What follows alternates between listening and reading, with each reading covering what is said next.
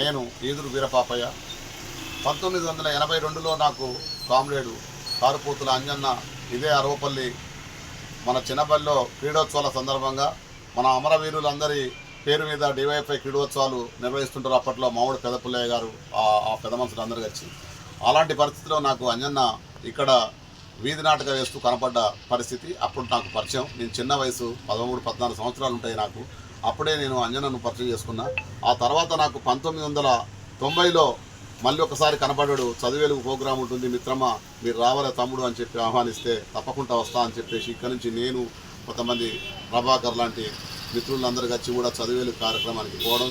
1991లో మొదలైన చదివేలుగు కార్యక్రమం భారతదేశంలో కనీ విని ఎరగని రీతిలో 6000 మంది కళాకారులను కామ్రేడ్ కారుపూతుల అంజన్న సమీకరణ చేసి నల్గొండ ఎస్ఎల్బిసి మహిళా క్యాంపులలో, సూర్యాపేట కలెక్టరేట్ క్యాంపులలో కూడా ట్రైనింగులు ఇచ్చి ఈ ఉమ్మడి నల్గొండ జిల్లాలో 59 మండలాలు పల్లె గల్లీ తిప్పి చదువు వెలుగు అనే కార్యక్రమాన్ని సక్సెస్ చేసి రాతి బల్లను నడిపించిన ఘనత కామ్రేడ్ కారుపూతుల అంజన్నదని చెప్పేసి ఈ సందర్భంగా తెలియజేస్తున్నాను.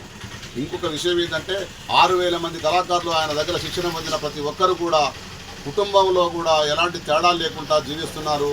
వాళ్ళ భార్య పిల్లల్ని కాపాడుకుంటున్నారు. ఈరోజు హాయిగా ఆనందంగా జీవిస్తున్నారు. అంజన్నను ఇంకా మర్చిపోకుండా ఉన్నారు అంటే కారణం ఆయన చెప్పిన ఒక్కొక్క మాట బుల్లెట్ ప్రూఫ్ లాంటిదనే విషయాన్ని కూడా మనం అర్థం చేసుకోవాలి. ఆయన బతుకు ఎలా బతకాలి, సంసారం ఎలా చేయాలి, ఎలా ఆర్థికంగా ఎదగాలి, ఎలా పక్కవాడిని గౌరవించాలి, పెద్దవాడిని ఎలా గౌరవించాలి, చిన్నవాడిని ఎలా గౌరవించాలనే ప్రతి విషయాన్ని కూడా కులంకషంగా ఆలోచించి ప్రతి మనిషికి చెప్పేవాడు. మాకు కడుపులో నొప్పి లేస్తుందంటే అన్నకే నొప్పి లేస్తుందని చెప్పేసి అన్నంతా బాధపడి హాస్పిటల్ ఎక్కడుంటే అక్కడికి భుజాల మీద వేసుకొని తీసుకొచ్చిన అంజన్న చరిత్ర ఒక్కొక్కటి చెప్పుకుంటే ఒక పుస్తకం మొత్తం నిండుతుందని చెప్పేసి ఈ సందర్భంగా తెలియజేస్తూ అంజన్న అంటూ ఈ రోజుకు 31 సంవత్సరం గడిచిన అంజన్నను మర్చిపోని ప్రజలు ఉన్నారు అంటే అంజన్న చేసిన త్యాగం 1-2 కాదు, వేలల్లో లక్షలలో ఉంటాయి.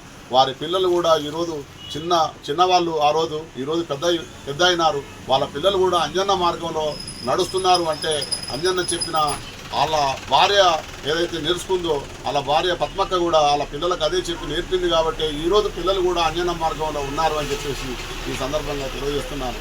ఇంకొక విషయం ఏంటంటే బహుజన మార్గంలో ఈరోజు అంజన్న కొడుకు రాజ్కుమార్ నడుస్తుందంటే ఆయన పద్మక్క చెప్పే మాటలు ఏవైతే ఉన్నాయో చదువుకోకుండా కూడా అంజన్న దగ్గర ఏదైతే నేర్చుకుందో ఆమె అదే చెప్పడం వల్లనే ఇలా వాళ్ళు బహుజన మార్గంలో నడుస్తున్నారు.